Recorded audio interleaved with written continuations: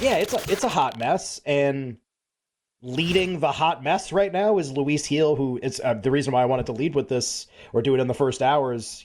Heel pitched against the Red Sox last night. People may have watched nothing else going on and no soccer, so people may have checked out that game.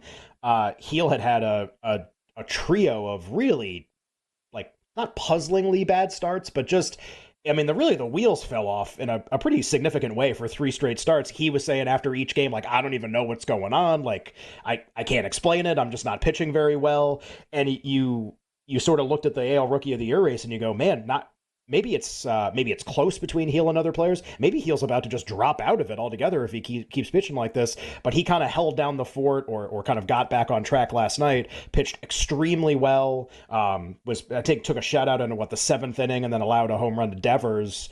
And then another deep fly ball and was taken out of the game. But like put together a really really compelling start in a nationally televised game, which helps also too, and kind of revitalized basically his Rookie of the Year campaign as we kind of head into the All-Star stretch here with the All-Star game in a couple weeks.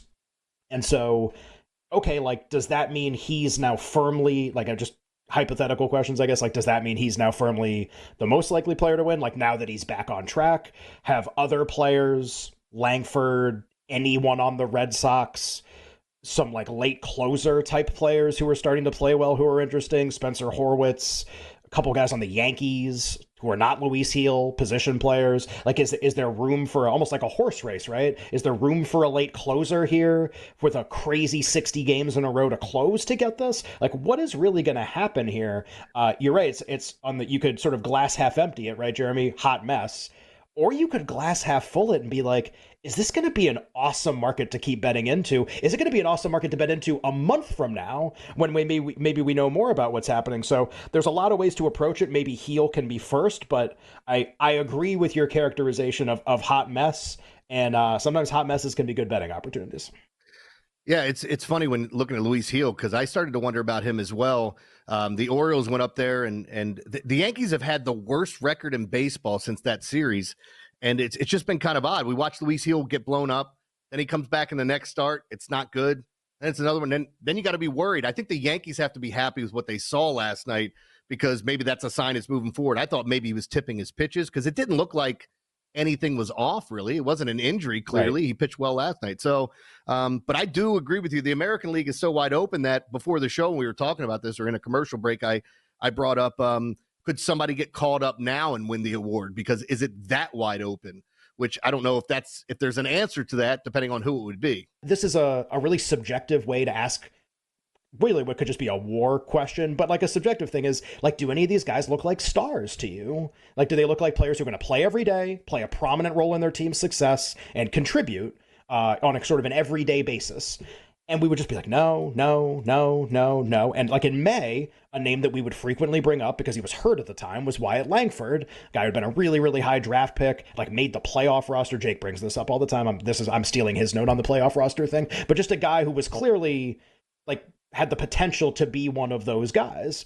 And he had played so poorly to start the year. I mean, like a negative .4 F-WAR. I mean, a really like in the gutter kind of a statistical performance. Similar in some ways to Gunnar Henderson when he started, but I feel like Gunnar Henderson's like the best player in baseball. He has more upside probably than Wyatt Langford does. But you get the idea, like it didn't go great to start, and then he got hurt. And I think Jake and I both talked about him in May as like, hey, when he comes back from this injury, a guy with this pedigree, there's at least, and he was 60, 70 to 1 at the time, there's at least some chance that it just clicks a little bit. And if Luis Heel is the guy you're chasing, then you're not really that far behind because this whole thing that was the whole basis for that handicap. It's not that Wyatt Langford was going to hit 60 home runs or that we had some crystal ball or whatever. It was just, there aren't a lot of guys here that have that in their arsenal to be that quality of player. And Langford's gone on. He won Rookie of the Month for June. They just announced it last week and has played about as well as you can possibly play coming back from being hurt. But the thing about Langford, Jeremy, and this is important, now that he's the co-favorite with Heel, it's just important to know like where we're at here. Like my belief, and it's supported historically, is that essentially this is a WAR counting competition. So there are two sites that track wins above replacement WAR is a baseball statistic. Baseball Reference does B WAR, that's the B, and then Fangraphs does F WAR, that's the F. They calculate them differently, especially in how they calculate defense, and that's why the two play like you'll go to two different sites and you'll be like, well, why is that guy this in F and a totally different number in B? And it's because they use different formulas and different stats to calculate. But I try to consider both. Ideally, you would like someone who's running away with it in both of them would be really helpful, but that doesn't really happen all the time. Sometimes it's a little muddy. Sometimes you don't really know, and it's like, well, which one should I trust more? I kind of use them both. I do like a 50-50 averaging usually. Some people probably think F is more the way they calculate defense, I think, is a little more accurate, but like whatever. I try to think how the voters are going to think, and if the voters are trying to like dizzy themselves going back and forth with the two, then it probably really is that confusing, and I should consider both of them when making a decision. So here's the thing about Wyatt Langford. He's not very good in one of them. He's pretty far behind still in F WAR. And that's not a problem when he's 10-1 and 15-1 and 60-1 and chasing.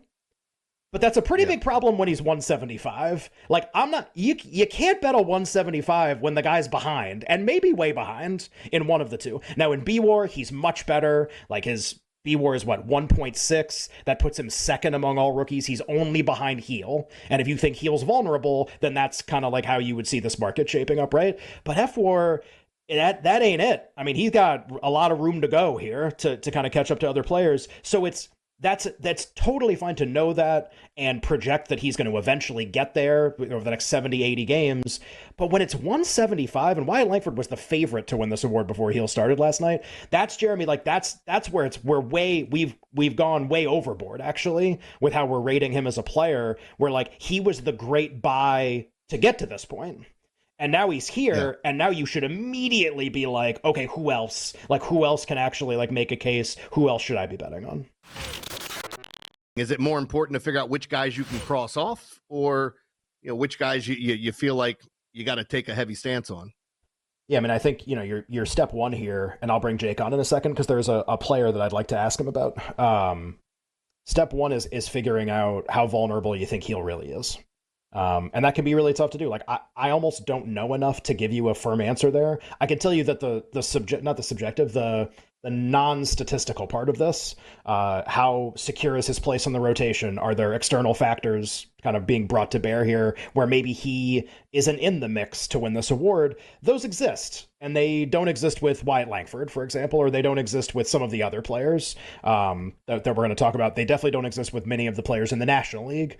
Like, it's, there are some of those factors there where it even if he pitches well, there is that kind of natural vulnerability in that he just may not be in the rotation a month from now or 2 months from now. That's almost the sword dangling over his head to a certain extent. One bad start, and now here's Clark Schmidt, and now you're out, and now we're in October and whatever. And it's like, what happened to that Luis Heel guy? Like, whatever happened to him?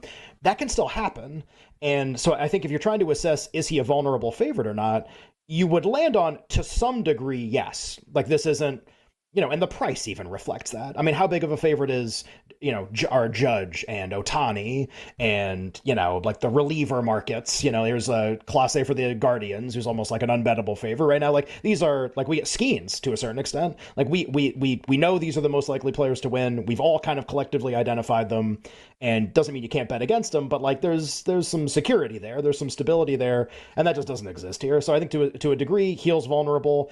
I will say, to a certain extent, Wyatt Langford's vulnerable at this price, only because if someone is going to be the favorite to win, and we did this in the last segment, if someone's going to be the favorite to win an award, and to win the award, you have to have the highest WAR, and he doesn't, then by rule, he has to be vulnerable at this price. Like, it's a rule. Like, it's I don't know how else to say it, unless everyone else was hurt, which they're not. So you kind of go and you go, all right, Heel might be vulnerable, might run away with this thing, can definitely happen, but reason to believe he's still vulnerable. Langford, to me, unbettable at the price now, and kind of, I would say he got where he was supposed to go, and now I'm way good. So now you just go, all right, is there a bet to make now from this point forward? And I'll bring Jake here in a second, because I'm going to list a group of players, and then I'm going to ask Jake about one and kind of who he likes. Cowser. Actually, I need to ask you about this, because you had something. I mean, sounds like unsubstantiated rumor before the show started. But just do like a minute here on what you were talking to me about before the show, because I just think it's interesting. Yeah, there was some talk that Kobe Mayo may get called up, and then the obvious thing is, well, who gets sent down or who gets DFA'd? And then people were pointing at, well, could it be Cowser just because he's been really bad offensively? I think he ran into one, got a home run at some point, but in the last 6 weeks, Homered he's hitting in like 3 straight games, I think, but still hitting like for like has not had many hits besides or that. something. Right. Yeah. Yeah, since that, I mean, he started off on fire. So, yeah, those numbers have come down quite a bit when you're looking at it, and now he's even more of a situational player. So, I don't honestly think you can look at any of the Orioles unless some of them become everyday players. And I might be wrong in that because what you're telling me is the thing's still wide open. So maybe they can face situational hitting, left-handed pitching, right-handed pitching, what have you. Because Kierstead's just killing it right now. And he would be a guy I'd be more interested in, but he just doesn't play enough for me. Is there anyone else at this point that like makes any sense? So this could be Spencer Horwitz for the Blue Jays, who you can talk about if you want, because I asked you about him the other day. This could be someone else I haven't brought. This could be Ben Rice, if you think he's going to steal first place from Rizzo and hit 50 home runs in the second half of the season for the Yankees. This could be anybody you want, Jake. Is there someone, if it's like, all right, here's Heel and Langford, and maybe it's just them, and we don't like anybody in the middle, is there somebody late, a deep closer that you like? Actually, yes, and it's not anybody that we've mentioned. And oh man, this I think is I know who it is. Go ahead. It's really, really interesting, and I think like could get there. I think Brooks Lee of the Twins is really interesting. Okay, and he's gonna play every day. He is filling in for the injured Royce Lewis, who, you know, can't stay on the field for more than 7 seconds at a time. But when he is, he's the best player of all time. But they're not talking about that. Not important. Brooks Lee was the 8th overall pick 2 years ago, tore it up in the minors, is hitting about 500 in his first week in the majors. And he just checks one of those guys who, from a baseball standpoint, checks a lot of boxes for me because it's high pedigree, like tore it up in the minors, big prospect, and now is hitting the ground running seemingly on a Twins team where he's going to have opportunity to play every day. And there's hundreds on him, 121s on him. Like, I think he's somebody who's really interesting, who's worth monitoring because he could do like a Yordan Alvarez type thing.